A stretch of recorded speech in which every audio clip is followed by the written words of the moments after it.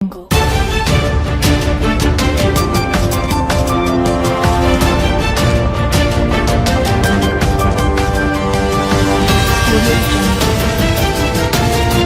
आज तक 24x7 news में आपका स्वागत है और मैं हूं आपके साथ निकिता श्रीवास्तव। आइए रुक करते हैं अच्छी तमाम बड़ी खबरों का। बालाघाट जिले के बिरसा गढ़ी, बेहर और मलाज खंड में स्थित सरकारी उचित मूल्य की दुकानों से पीडीएस का अनाज चोरी होने की वारदातों का पुलिस ने पर्दाफाश किया है। चोर ऐसी दुकानों को टारगेट करते थे जो सुनसान इलाकों में हो और जहां सीसीटीवी की निगरानी न हो। पुलिस ने आरोपियों के कब्जे से चोरी किया गया लगभग 250 क्विंटल सरकारी अनाज जब्त किया है। साथ ही वारदात में इस्तेमाल किया गया पिकअप वाहन और बाइक भी बरामद की गई है। एसपी ने बताया कि जिले के कई राशन दुकानों के शटर और ताले तोड़कर सरकारी अनाज चोरी किया गया था।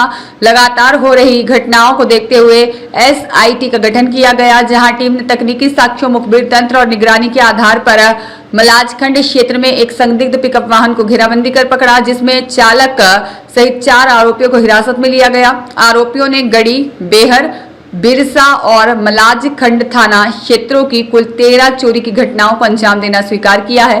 पुलिस के अनुसार प्रारंभिक जांच में सामने आया कि आरोपी दिन में कबाड़ बेचने के बहाने गांव में घूमकर राशन दुकानों की रेकी करते थे और रात में पिकअप वाहन से पहुंचकर शटर और ताले तोड़कर अनाज चोरी कर लेते थे। आरोपी बिहार और छत्तीसगढ़ के रहने वाले हैं। इन्होंने सिर्फ बालाघाट ही नहीं, मंडला और छत्तीसगढ़ के ग्रामीण इलाकों में भी इसी तरह की चोरियां की हैं। गिरफ्तार आरोपियों का पुलिस रिमांड में लेकर पूछताछ की जा रही है। अन्य वारदातों की जानकारी निकाली जा रही है। इससे गैंग से जुड़े भी मामले और खुलासा होने की उम्मीद जताई जा रही है। इसमें वर्तमान में बालाघाट पुलिस को बहुत अच्छी सफलता मिली है कि पूरा 250 कुंटल जो धान और चावल था, गेहूं और जो चावल था, वो पुलिस ने बरामद किया है।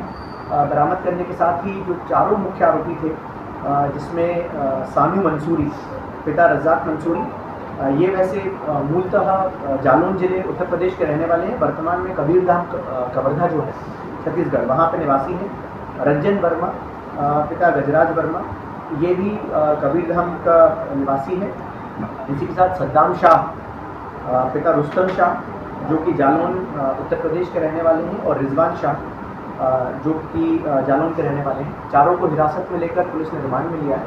इनके पास से जो जब्तियाँ हुई हैं उसमें जिला बालाघाट में ग्राम जत्ता में हुई घटना, करेली, मझगांव, ड्रुडगांव, बोदा, खजरा, ड्रुडवा, भुईटोला, टिंगीपुर, पलहेरा, खुर्सीपार, सुरवाही और परसाही की कुल घटनाएं।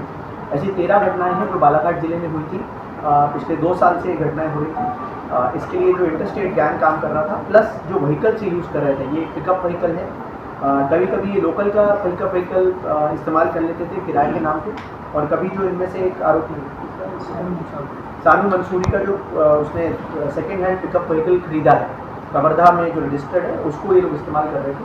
तो इन 4 लोगों की गिरफ्तारी की गई है और इनसे अभी 4 लोगों से बालाघाट में जो भी घटनाएं हुई थी, 13 घटनाएं, इनका जो भी मशरूका है वो 100% बरामद भी किया गया है।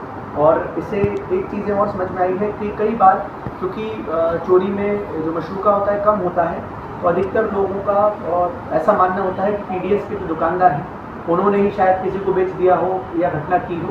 और कभी कभी हम लोग उनके सत्य वर्जन को भी शायद झूठा समझते हैं, या ये समझते हैं कि शायद उन्होंने कहीं बेच दिया होगा और इसलिए बता नहीं रहे हैं कमी छुपाने के लिए। पर मुझे लगता है कि अगर हम लोग डेडिकेटेडली उस पर काम करें तो ये चीज़ आज लोग सामने स्पष्ट रूप से आई है कि भले ही छोटी ही हो, कहीं से 3 कुंटल हो, कहीं पर 9 कुंटल हो, 6 कुंटल हो, ओवरऑल पीडीएस शॉप में जितना सामान रहता है उसके मुकाबले कम लगेगा। पर एक जो मेंटालिटी रहती है कई जगहों पे इस प्रकार से एक सोच रहती है कि पीडीएस शॉप वालों ने ही तो कहीं इसका गबन नहीं कर दिया और बाद में छुपाने का प्रयास करा। तो मुझे लगता है कि आज वो सभी लोग जो हमारे सभी फरियादी थे बेचारे, पीडीएस शॉप के जो कार्यकर्ता थे या वहाँ पर जो उसको मैनेज करते हैं, वो आज सही सिद्ध हुए हैं कि बेसिकली उनके साथ ये घटनाएं हुई थी और ये घटनाओं का आज खुलासा हमने किया है। सर, ये तरीका क्या